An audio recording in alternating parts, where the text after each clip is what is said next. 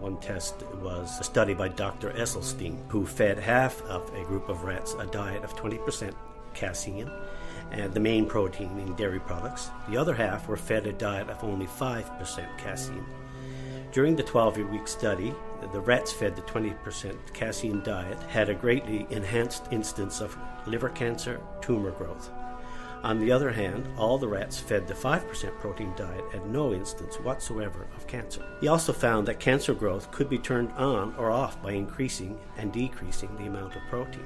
So he alternately fed 20% protein, and the tumor growth would skyrocket, and he would decrease it to 5%, and it would drop off again. Hello and welcome to Annie Gets Healthy. I'm your host, Annie K, and I would like to offer you a warm welcome to my hour of health promotion and positivity.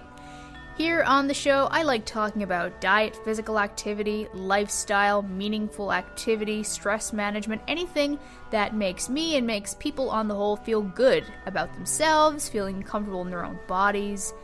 This show is really inspired by a fork in the road of my life about 2 years ago, where I was a very sedentary and unhealthy person who was living a very destructive lifestyle in oh so many ways that led to me gaining weight consistently throughout my life until I was almost 300 pounds and miserable and couldn't walk the length of myself anymore. For some people, carrying a bit of extra weight is all right with their body and they can continue to live with a good quality of life, but that was not the case for me. But nonetheless, it took many years and required me getting sick and tired of being sick and tired, as the cliche goes, before I could really make a change. I've made so many changes in my life, changes to my diet, changes to how I move my body, changes to how I sleep, to how I see the world around me. They all go hand in hand, if you ask me. So that led to my desire to promote health in any way that I can and ultimately to create this show. I've been very privileged to make a lot of new connections during this new chapter of my life, and some of these people decided they want to take our conversations on air, which is great for the show, making new friends and being able to promote some really insightful conversations that can hopefully inspire people to take a look inward at what they're doing and what makes them feel good and ways that people may potentially want to change. As always, I want to clarify that I am not a physician, dietitian, personal trainer, or any licensed health professional. All of the opinions expressed on the show are exactly that. They are opinions.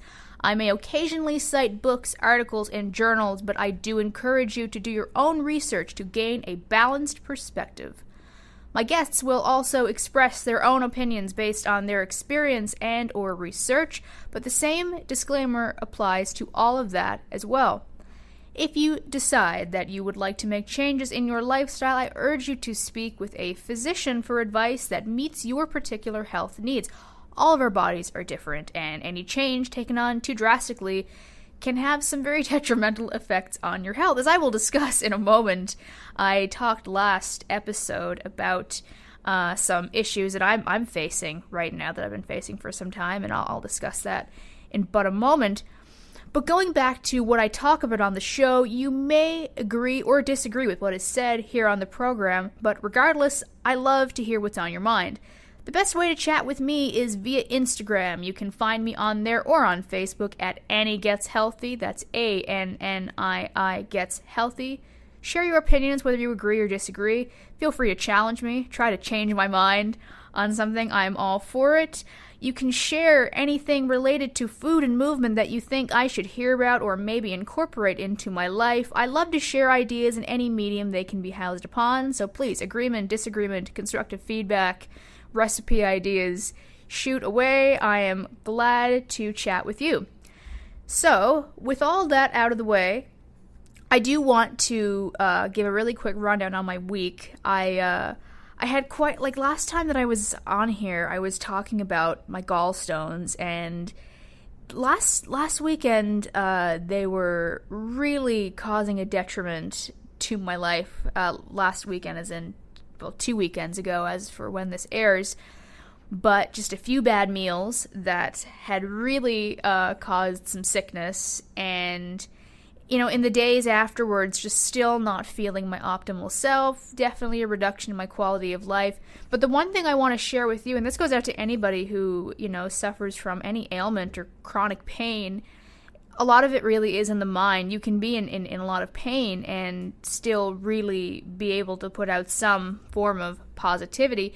Yesterday morning, I woke up in a lot of pain, despite not having eaten for maybe 18 hours, so I don't think there was really any food cause for that. And I was on my way to class, and I couldn't even ride my scooter the whole way, as I usually do.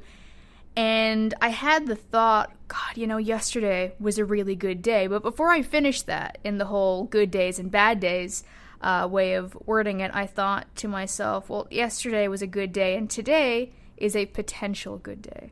So if it's still in the morning, or even if you're halfway through the day and your day has not been optimal, please try to see it as a potential good day and not a bad day, because things can always turn around, and there's always some way that we can salvage something good from the day if we really try to be positive.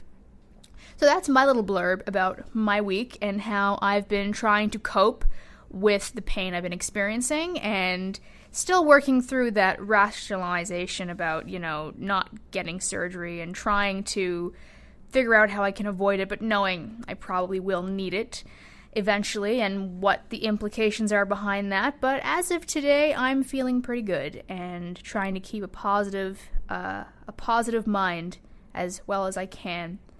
So this week, I am very excited to talk about something that I've not hinted, but I have kind of thrust here and there into the show, which is my plant-based diet, and how I think that's truly affecting my health. So it's one thing to kind of flirt with it here and there, and I have had 2 guests on the show so far who consume a plant-based diet, and they have definitely given their perspectives on what it does for them. But I was very excited to do an episode focusing solely on the vegan diet. So when I get back from our first break of the hour, I'm going to introduce Stephen Power and Murray Noseworthy, who have a lot of experience with the vegan diet and will have surely a lot of fascinating insight on how that applies to their lives, and maybe some tips on how you can incorporate that into your life as well. So I'm going to take our first break of the hour, but don't go anywhere. Annie Gets Healthy will be right back after this break. Welcome back to Annie Gets Healthy. As I said before the break, I'm going to speak with Stephen Power and Murray Noseworthy about the benefits of consuming a vegan diet. Stephen and Murray are both activists working with Be Fair, Be Vegan, as well as the St. John's Farm Animal Save. They have a plethora of reasons they believe that veganism is optimal for promoting both health and positivity. Stephen and Murray, welcome to the show. Thanks, Annie. Thank you for having us. Glad to be here.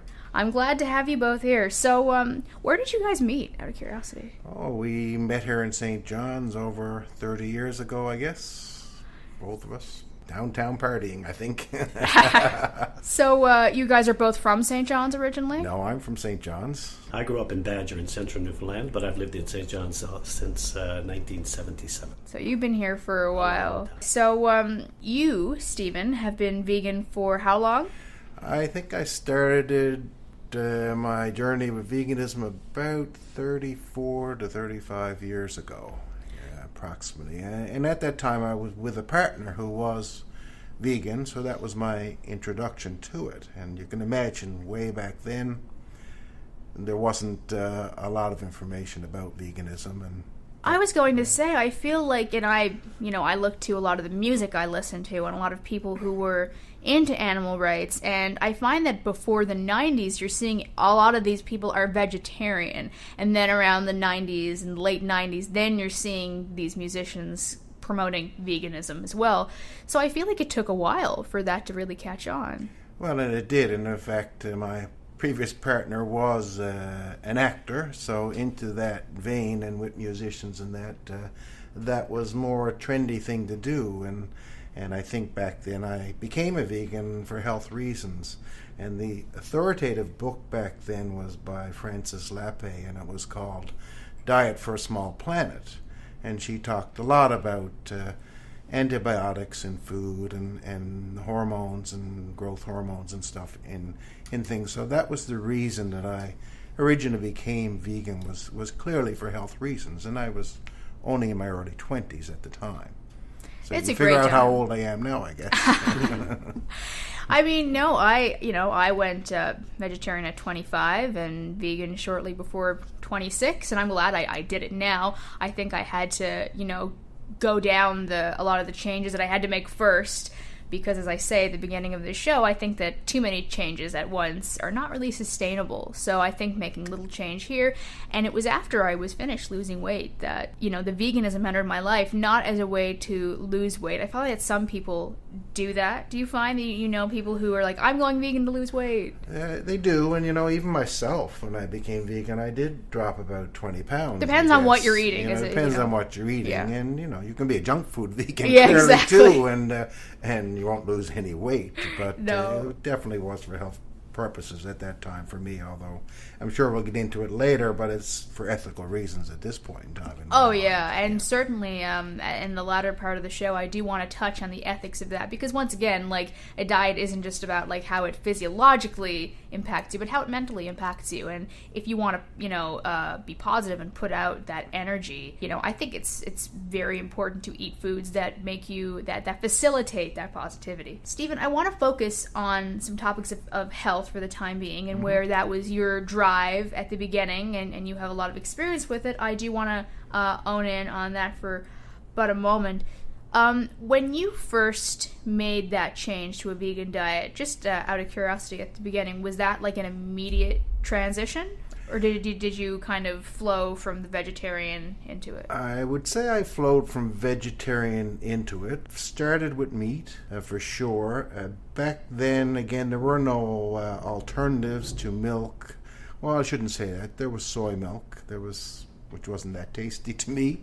But anyway, there weren't that many dairy alternatives. So it was more the vegetarian side. And then I slowly decided to eliminate the other products that were animal-based. So did you feel a lot of change in your body relatively early on? Well, I was always an athlete and a gymnast and those kinds of things, so I was fairly strong anyway, but I did lose 20 pounds and slim out a little bit. So I did feel a lot better and healthier, and I felt a lot more energy. So my next question, this flows right into it, is so I was going to ask you how physically active you were prior to going vegan, so I guess you would have considered yourself a very active person. I was fairly active. I'm still, to this day, a big hiker and those kinds of things. Yes, I've always been active. So it was more the dietary change that I had as opposed to a physical change. But I did find myself having more energy.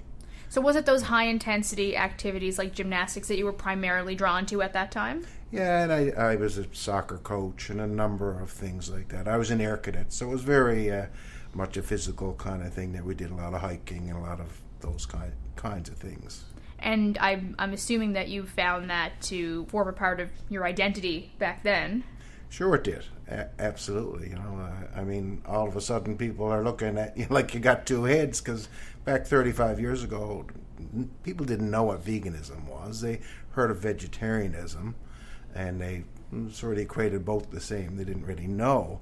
But it definitely changed my outlook on things. All of a sudden, just not eating meat, and I still had people around me that clearly did. In fact, I was raised on meat, like all of us were raised on those things.